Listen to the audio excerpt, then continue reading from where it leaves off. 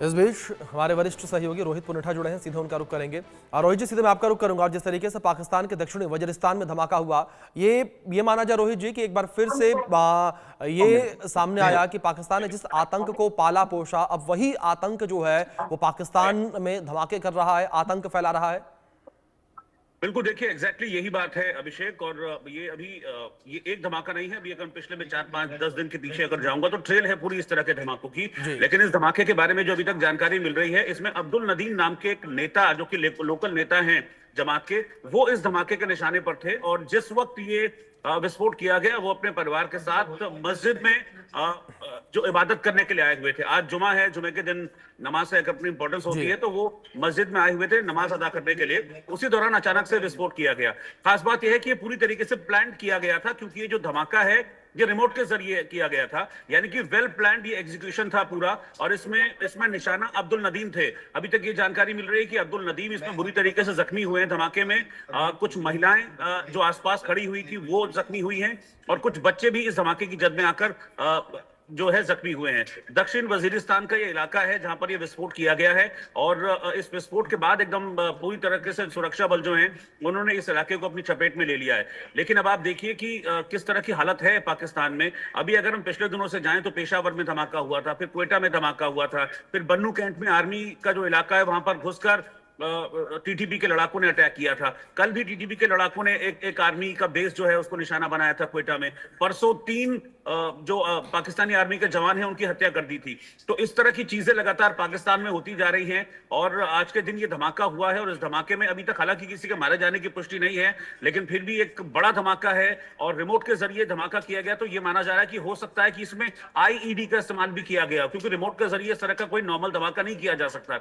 इसमें यह माना जा रहा है कि आईईडी का इसमें इस्तेमाल किया गया है। अब आईईडी अगर इतना इजीली अवेलेबल वहां पर हो जा रहा है, तो आप देखिए अपने आप में कई तरह के सवाल वहां पर खड़े हो रहे हैं। तो पाकिस्तान इस वक्त आप समझ लीजिए कि गहरी मुसीबत में है। एक वक्त था जब पाकिस्तान को चेताया जाता था कि आतंक को खाद पानी मत दो, लेकिन वहां पर आप देखिए कि कैसे आतंक के आका खुलेआम घूमते थे। हालांकि अभी पिछले दिनों एफएटीएफ की ग्रे लिस्ट से पाकिस्तान बाहर हुआ है, लेकिन अगर इस तरह की घटनाएं वहां पर बढ़ेंगी तो एक बार फिर से खतरा पाकिस्तान के ऊपर मंडराने लगेगा कि उसको वापस हो सकता है बैन कर दिया जाए। और अगर एफएटीएफ की ग्रे लिस्ट में पाकिस्तान वापस आता है तो फिर उसको कर्ज मिलना बंद हो जाएगा।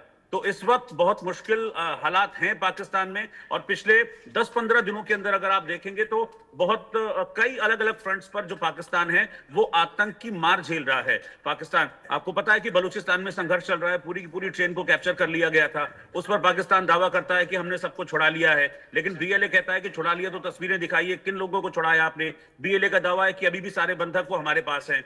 फिर उसके बाद जो अटैक है वो बिल्कुल एक और जो अशांत उनका इलाका है खैबर पख्तूनख्वा, वहां पर इस तरह की घटनाएं होती हैं। और खास बात यह है कि इस चीज को लेकर जो मौलाना फजलुर रहमान हैं, उन्होंने पाकिस्तान की असेंबली में इस चीज को लेकर चेताया था कि इस तरह की चीजें हो रही हैं और आगे आने वाला वक्त बड़ा मुश्किल है। लेकिन उस वक्त किसी भी तरह का कोई रिएक्शन वहां पर नहीं किया हुआ था। और इतनी चेतावनी के बावजूद भी ना सरकार वहां पर जागी, ना सेना वहां पर जागी। उसके बाद बलूचिस्तान हमने देखा, फिर हम लगातार जो खैबर है, खैबर इलाके में इस तरह की चीजें देख ही रहे हैं। और अब आप देखिए कि मस्जिद में धमाका हो रहा है। आपको याद होगा जो पेशावर में अटैक हुआ था, जो धमाका हुआ था पेशावर में, वो भी एक मस्जिद को निशाना बनाकर ही धमाका किया गया था। और उसके बाद अब एक और धमाका ये पाकिस्तान के दक्षिण वजीरिस्तान इलाके में।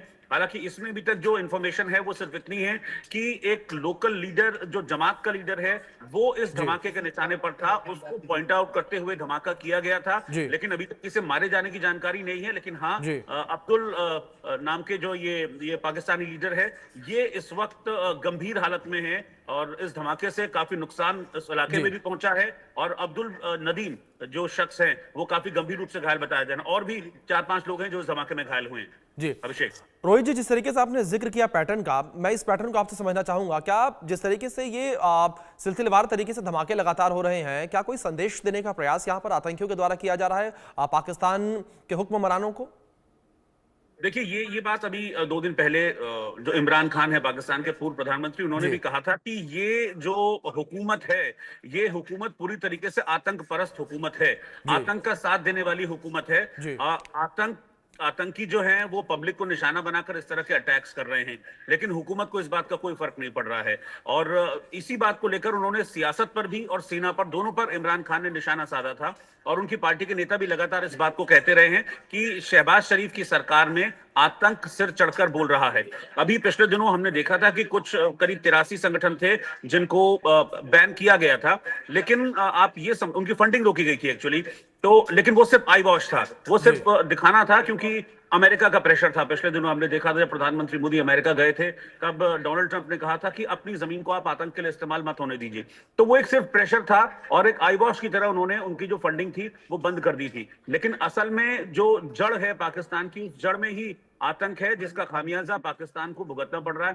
देखिए, सियासतदानों को तो कुछ नहीं होगा, लंबी चौड़ी सिक्योरिटी में चलते हैं। सेना आईएसआई को फंडिंग करती है, आईएसआई इस तरह के आतंक की सारी प्लानिंग करती है। लेकिन ये जो आतंक है वो पाकिस्तान को धीरे धीरे अंदर से खोखला कर रहा है। पाकिस्तान की आम आवाम परेशान है इस तरह के आतंकी अटैक से। लगातार इस तरह के आतंकी हमले हो रहे हैं। अब इसमें क्या हुआ, इस मस्जिद में जो धमाका हुआ उसमें एक शख्स अब्दुल नदीम जो निशाना थे वो तो चपेट में आए हैं, लेकिन आसपास जो लोग मौजूद थे वो भी चपेट में आए हैं। तो एक बात तो बहुत क्लियर है कि पाकिस्तान की आवाम भी इस आतंक से परेशान है, लेकिन आतंक का आका है पाकिस्तान, उनको कोई फर्क नहीं पड़ता है। सियासतदान अंदर बैठ के तमाम तरीके की प्लानिंग्स करते हैं, अंदर खाने फंडिंग्स भी देते हैं। अगर आप बैन कर रहे हैं इस तरह के आतंकियों को, जिसका आप बात कर रहे हैं कि हमने फंडिंग रोक दी, हमने फला कर दिया, तो इस तरह के चीजें करने के लिए पैसा कहां से आता है? ये आईडी कोई ऐसा तो है नहीं कि 2-4-10 रुपए में मिलता है, उसके लिए पैसा कहां से आता है? आतंकियों के पास बड़े बड़े हथियार उनके पास होते हैं, उसके लिए फंडिंग कहां से आती है?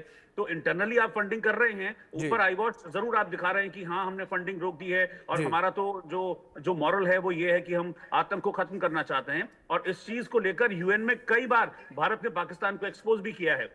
अभी आपको याद होगा पिछले दिनों यूएन में जो क्षितिज त्यागी हैं भारत के जो डिप्लोमेट हैं, उन्होंने भी पाकिस्तान को आतंक पर घेरा था।